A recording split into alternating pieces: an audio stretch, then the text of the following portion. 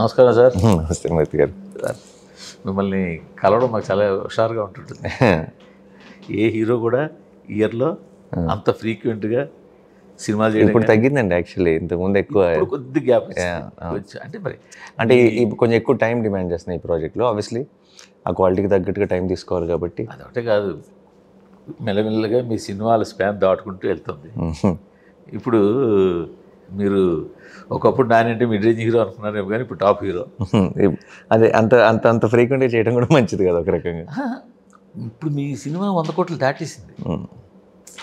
100 కోట్లు దాటేసినప్పుడు ఇంకా నేను అలా ఆలోచించలేదు, కానీ గ్యాప్ తీసుకోవడం పని చేస్తున్నా, కానీ ఎక్కువ టైం తీసుకుంటున్నాయి సినిమాలు. దాని తగ్గట్టు మిగతా అన్నీ పెరుగుతాయి. అంతే అన్నీ పెరుగుతాయి, వర్కింగ్ డేస్ పెరుగుతాయి, దాని స్పాన్ పెరుగుతుంది, లాంగ్వేజ్ అన్నీ. అవును. సో ఇప్పుడు అలాగనే అవుతున్నాను. ఇప్పుడు ఇవాళ ఫ్రాంక్లీ స్పీకింగ్ టాలీవుడ్లో ధైర్యంగా దిగిపోగలిగే హీరోల్లో మీరు ఒకళ్ళు. అవును. ఎందుకు?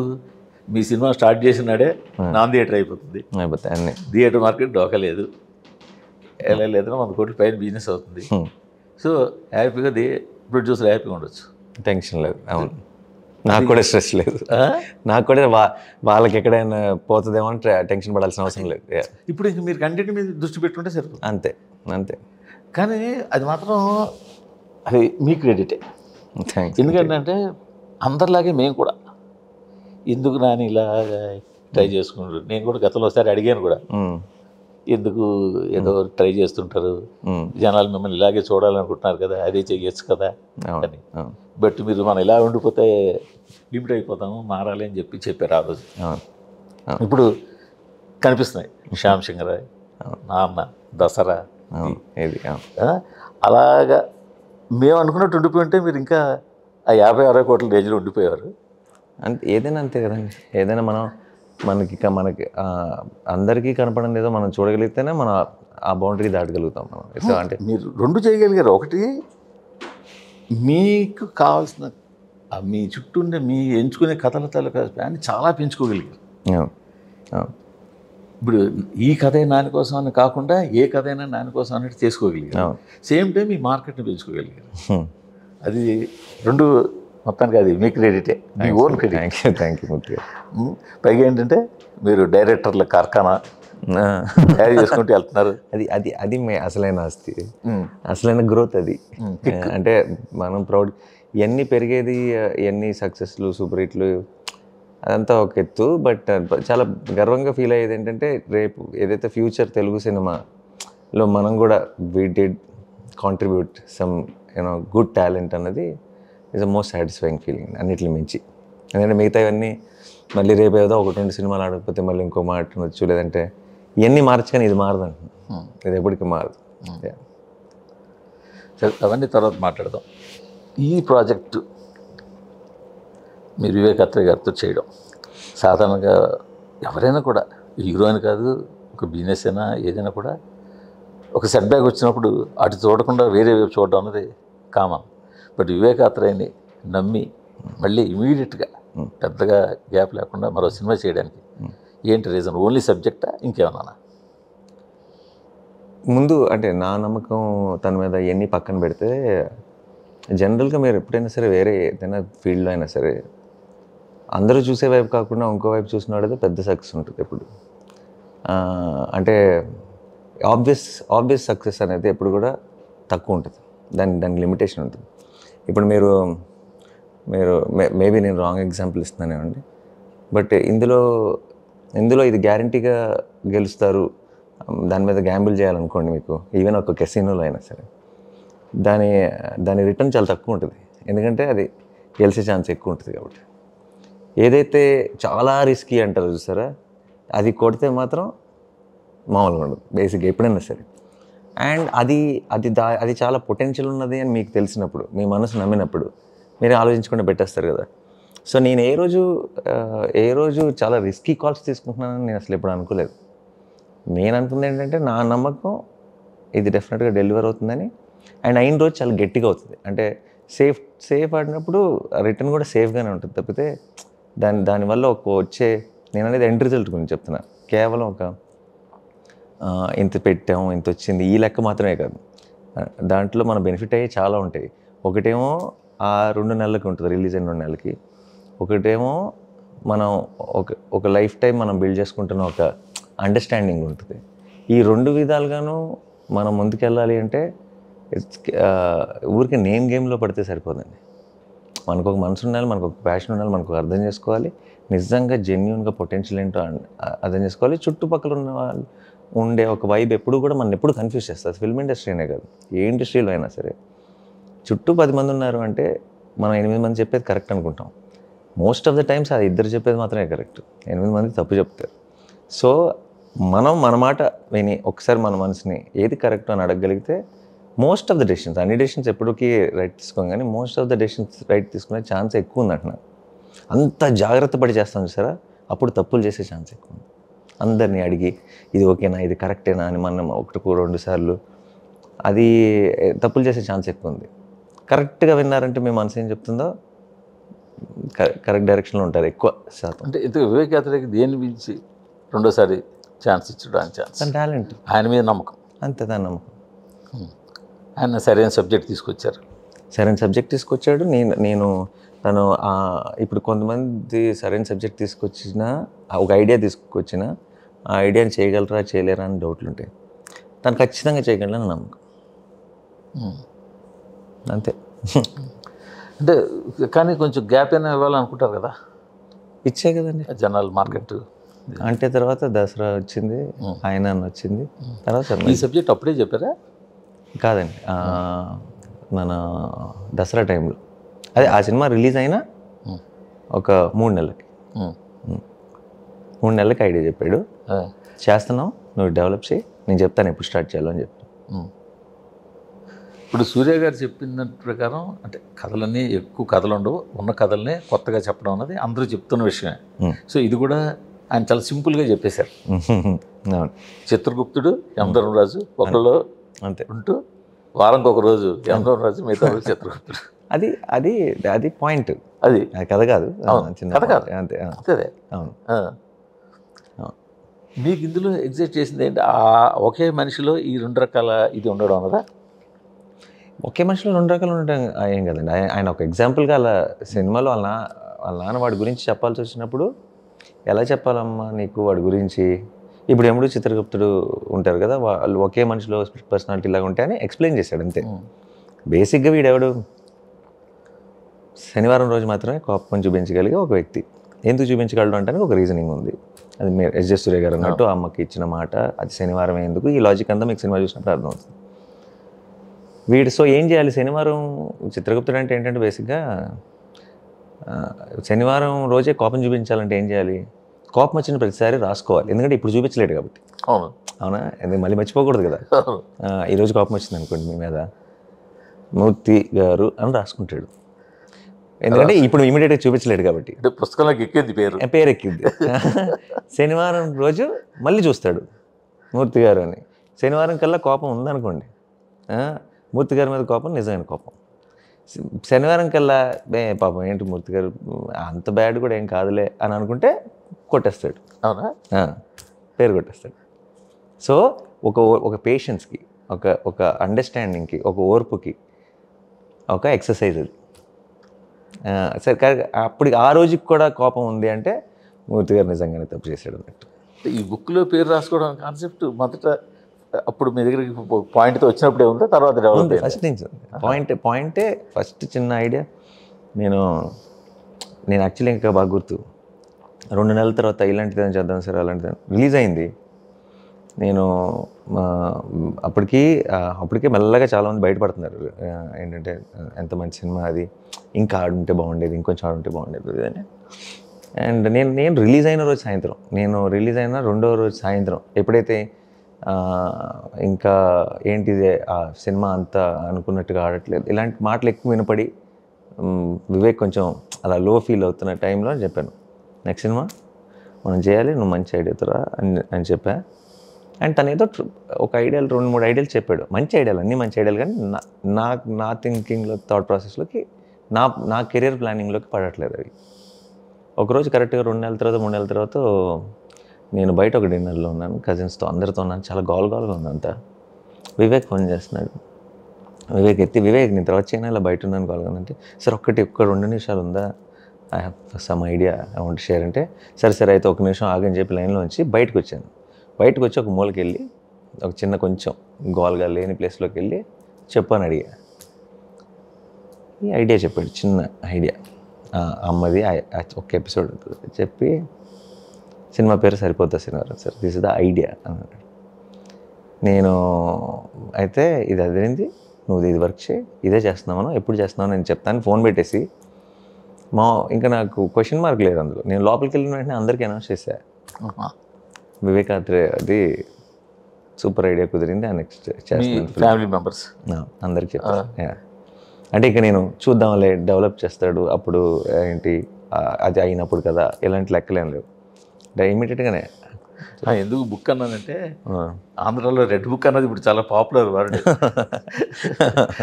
ఇప్పుడు మీ బుక్లో పేరు ఎలా ఎక్కుతుందో అక్కడ లోకేష్ గారు బుక్లో పేర్లు ఎక్కుతున్నాయి. మీరు అది పాపులర్ అవ్వకముందే మా సినిమా షూటింగ్ స్టార్ట్ అయింది.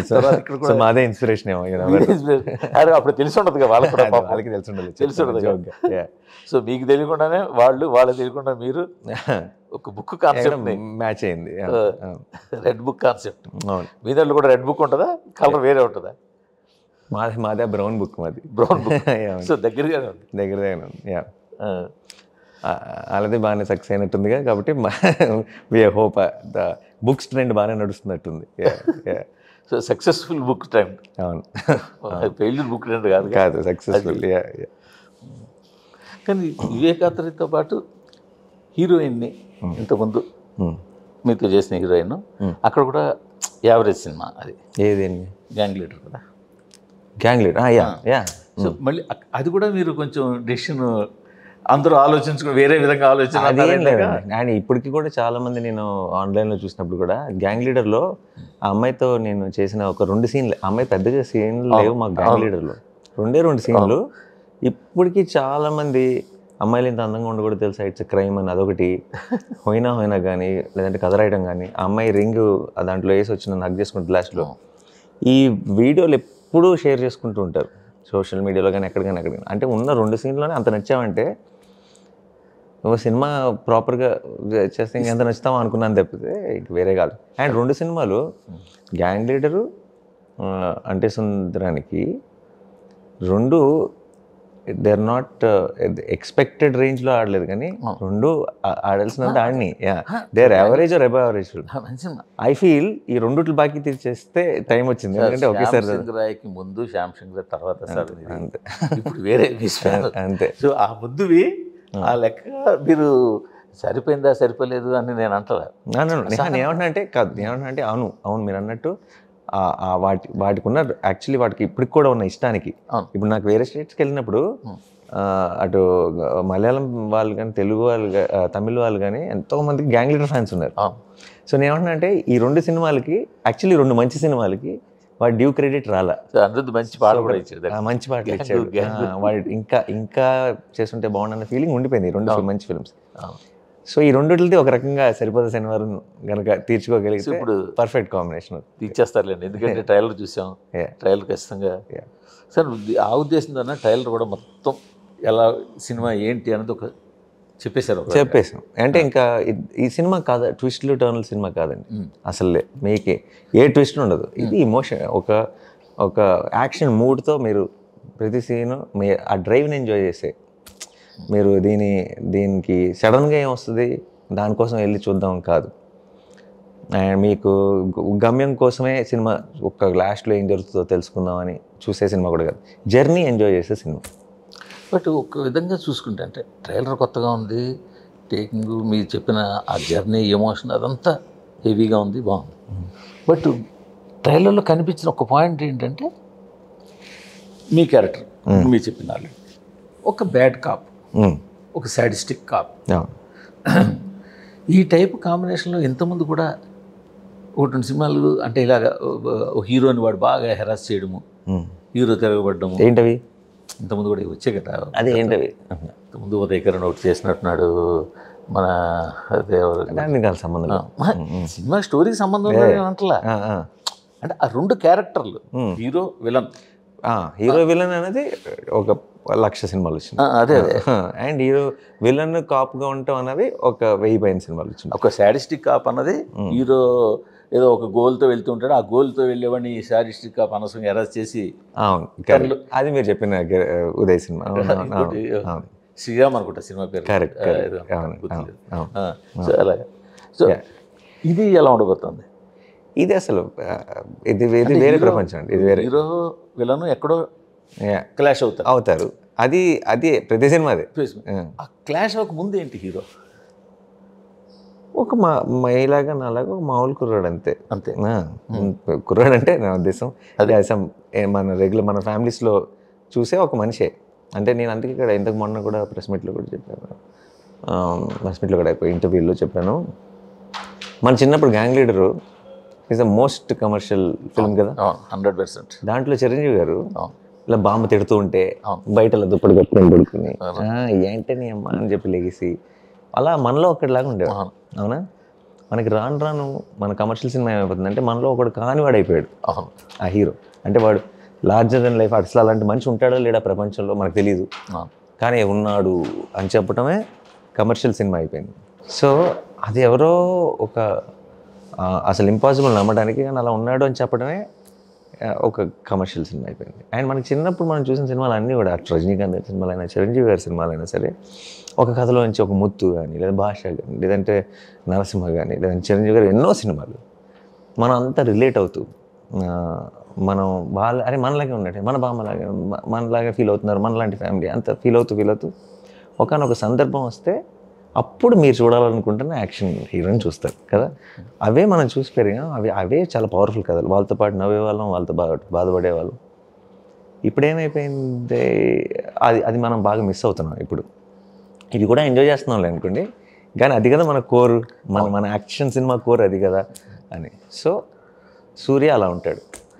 మళ్ళీ మనం అది గుర్తు చేసే ఒక యాక్షన్ ఫిల్మ్. సో క్లాష్ వచ్చేదాకా సూర్య ఈజ్ ఆర్డినరీ పర్సన్. అంతే. వచ్చేదాకా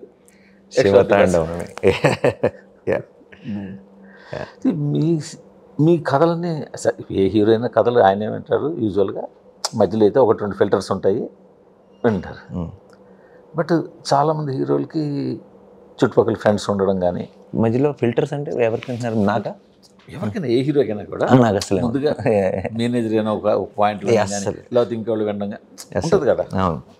బట్ మీ దగ్గర వాళ్ళు ఏదో ఫ్రెండ్ సర్కిల్ ఉంటారు, సలహాలు సూచనలు తీసుకుంటారు, ఇది వచ్చింది, ఈ కథ ఉంది, ఎలా ఉంది అన్న. మీ దగ్గరికి వచ్చినందుకు నాకు తెలిసినంత వరకు whole and soul only single decision ఇది, వన్ స్టాప్ షాప్ అంతే. ఇంట్లో ప్రొడక్షన్కి నేనే, యాక్టింగ్కి నేనే. ప్రొడక్షన్ సరే కాదు, కథ మీద ఇది చేద్దామా వద్దని ఎక్కడైనా ఒపీనియనా ఎవరిని అడగండి, అడిగితే కన్ఫ్యూజ్ చేస్తారు. నాకు అనిపిస్తుందిగా, అప్పుడు నాకు అనిపించిందంతా నేను దిగితే ఆ బ్లేమ్ అయినా క్రెడిట్ అయినా నాదే కాబట్టి ఒళ్ళు దగ్గర ఉంచుకొని పనిచేస్తాను. మీరు చెప్పారని చేశాను అనుకోండి, చూసారా మీరు చెప్పారు ఇలా అయింది అని మిమ్మల్ని బ్లేమ్ చేయడానికి ట్రై చేస్తాను. So I don't want that. అంటే మరి ఆ స్ట్రగుల్ ఏమైనా ఉంటుందా ఆ డెసిషన్ మేకింగ్కి? అది కూడా పెద్ద స్ట్రగుల్ ఉండదండి యాక్చువల్లీ. ఒకవేళ అనుకోని ఏదైనా ఇబ్బంది వచ్చింది అనుకోండి, ఓకే చేసిన తర్వాత ఇంకోటి ఏదో, లేదంటే మన నెక్స్ట్ ఫిల్మ్కి ఈ ఫిల్మ్కి చిన్న కన్ఫ్యూజన్ వచ్చింది, లేదంటే ఇప్పుడు ఇది కరెక్ట్గా డెసిషన్ మేకింగ్ చేసిన తర్వాత వద్దు అనుకోవాల్సిన పరిస్థితి వచ్చింది అనుకోండి వేరే కారణాల వల్ల, అక్కడ స్ట్రగుల్ ఉంటుంది. అది ప్రాజెక్ట్కి సంబంధించి అంతే. అక్కడ ఓన్లీ స్టోరీస్.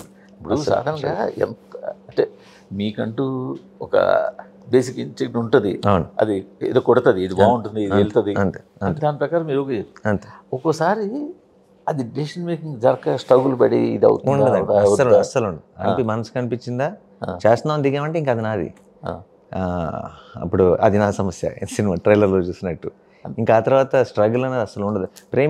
ఒకసారి మీరు ఇది ఎనీ రిలేషన్షిప్ అయినా, సినిమా అయినా, కథ అయినా, ఐ జెన్యూన్లీ ఫీల్ ఒక్కసారి ఓకే అనుకున్న తర్వాత స్ట్రగుల్ విల్ యాక్చువల్లీ ఏమంటారు, మన ఎఫర్ట్ని, మన ప్రేమని, మన ఆనెస్టీని అన్నిటిని తగ్గిస్తుంది.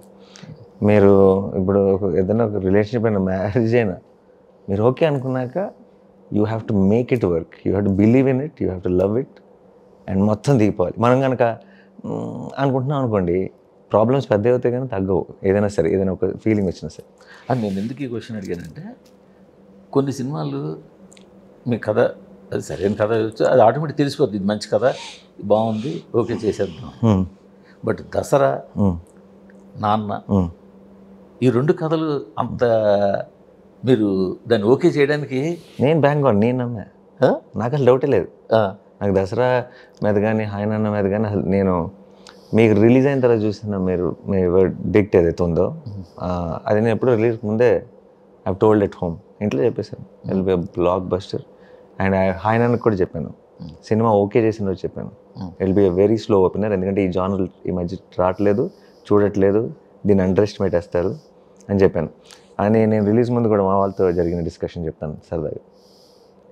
ఎప్పుడు వద్దాం రిలీజ్ డేటు, 22nd ఏమో అప్పుడైతే సలార్ వస్తుంది అది ఇది అని అంత డిస్కషన్ జరుగుతున్నప్పుడు December 8th రావచ్చా అనేది అన్నారు. 7th వచ్చేద్దాం అని అన్నాను, థర్స్డే. అండ్ అదే 7th కాదు, అప్పుడంతా మనది అసలే చాలా సాఫ్ట్ ఫిల్మ్, థర్స్డే రోజు ఓపెనింగ్స్ అంటే చాలా తక్కువ కనపడుతుంది, అది ఇది అని ఇలాంటి డిస్కషన్ అంతా పెట్టారు. తక్కువ కనపడుతుందా వినపడుతుందా వీటి గురించి మనం ఎందుకు ఆలోచిస్తున్నాం? It's not why are we so interested in the, నేనేమంటున్నా అంటే మన సినిమా సూపర్ హిట్ అవ్వాలి, మనం కష్టపడి పని చేసినప్పుడు సినిమాకి ఒక లాంగ్ రన్ ఉండాలి, ఇది కదా ఇంపార్టెంట్. ఎవరికో ఏదో చెప్పుకోవడానికో లేదంటే ఇంకోటో మనకి అది కాదు, అది ఇంపార్టెంట్ కాదు. నేనేమన్నా అంటే ఎంత తక్కువైనా వినపడినండి ఆ రోజే వద్దాం, ఎందుకంటే ఆ రోజు రావటం వల్ల సినిమా గురించి తెలిస్తే మీకు ఫ్రైడే సాటర్డే సండే మీకు ఫుల్ వీకెండ్ మీకు బ్రహ్మాండంగా వెళ్ళిపోతుంది. ఎందుకంటే ఇలాంటి ఒక జానర్ అసలు నాకు తెలిసి ఒక 10 ఏళ్ళైంది తెలుగులో ఒక అలాంటి జానర్లు టచ్ చేసి అండ్ రావటం మానేశారు, క్లియర్గా చెప్తున్నారు. సో ఆ ఆడియన్స్ మళ్ళీ వెనక్కి తెప్పించాలి మళ్ళీ అని చెప్పి నేను నాకు అసలు ఈ ఓపెనింగ్ నంబర్స్ గోలా ఇది ఇంపార్టెంటే కాదు, ఈ జానర్తో సూపర్ హిట్ కొట్టాలి. లేదంటే మనం ముందు మన కోసం కాదు, అది ఐ థింక్ తెలుగు సినిమా కోసం ప్రేక్షకులకి మళ్ళీ అన్ని జానర్లు రుచి చూపించడం కోసం, దాని ఫ్యూచర్ కోసం I think this is very very important అని ముందే చెప్పాను. సో దిస్ వర్డిక్ట్ నాకు ఎప్పుడు డౌటే లేదండి బేసిక్లీ ఫిల్మ్స్ మీద. అసలు డైరెక్టర్ని సెలెక్ట్ చేసిన తర్వాత ఆటోమేటిక్గా డిస్కషన్లో ఉంటారు, కాస్ట్ అండ్ క్రూ అన్నప్పుడు డిస్కషన్లో ఉంటారు. ఈ మ్యూజిక్ డైరెక్టర్ల విషయంలో మీరు వెరీ పర్టికులర్గా ప్రతిసారి జాగ్రత్తగా చూజ్ చేసుకుంటూ వెళ్తున్నారు అనుకోవాలి. అండ్ అందరు టెక్నీషియన్స్ విషయంలో, ఒక మ్యూజిక్ డైరెక్టర్ అని కాదు, అది అన్నీ కూడా నేను యాక్టివ్గా డిస్కస్ బేసిక్గా డైరెక్టర్స్తో. మన సినిమా మూడ్ ఏంటి, ఫర్ ఎగ్జాంపుల్ మన సినిమాలో ఒక సీన్ అనుకుందాం మన మనసులో, ఈ సీన్కి స్కోర్ అక్కడి నుంచి స్టార్ట్ చేద్దాం, పాటల సంగతి తర్వాత వద్దాం. ఓకే, సౌండ్ ఎలా ఉంటే నచ్చుతుంది మనకి,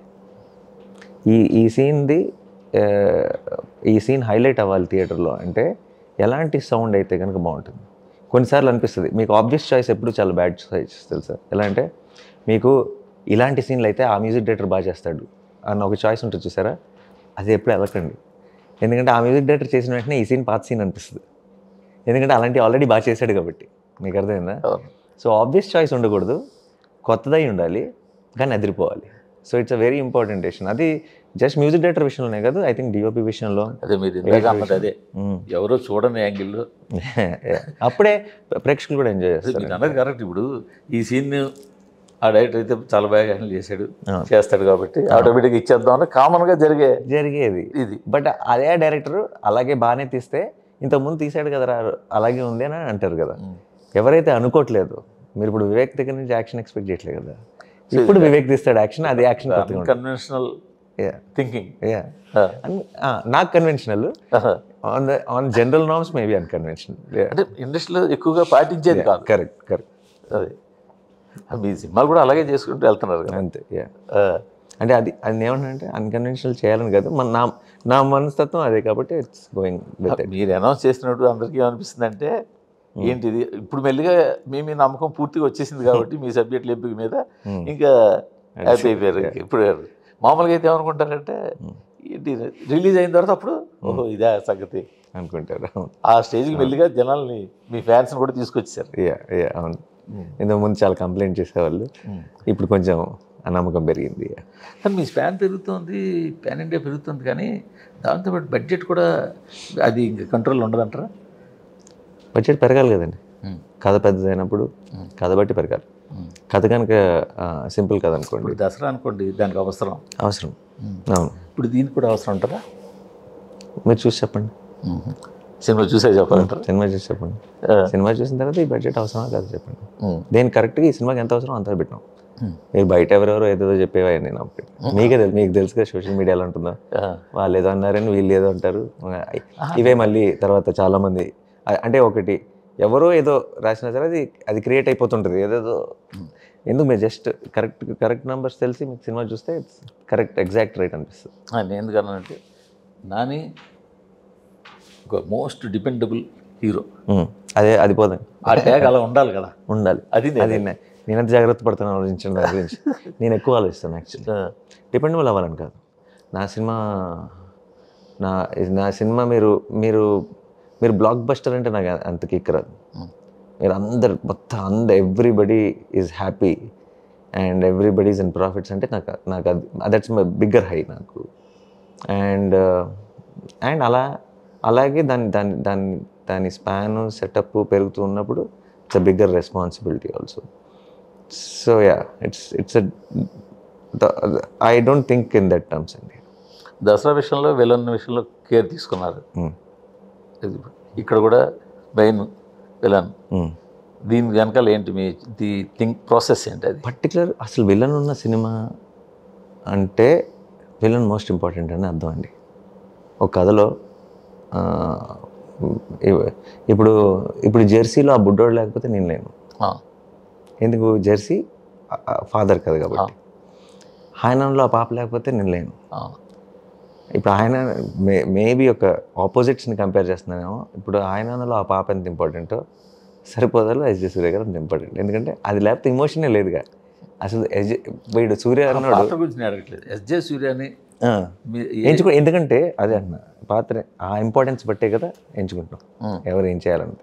ఇప్పుడు సూర్య అన్నాడు, ఇప్పుడు నేను ఈ సినిమాలో హీరోనే కాదు అతను రాకపోతే, ఈ కథలోకి అతను రాకపోతే నేను మామూలు రోజు మీరు ఎక్కడైనా చూసే ఒక కుర్రాడిని, ఒక చిన్న సాటర్డే మాత్రమే ఒక మిచ్చికలకి ఒక వీక్నెస్ ఉన్న కుర్రాడిని.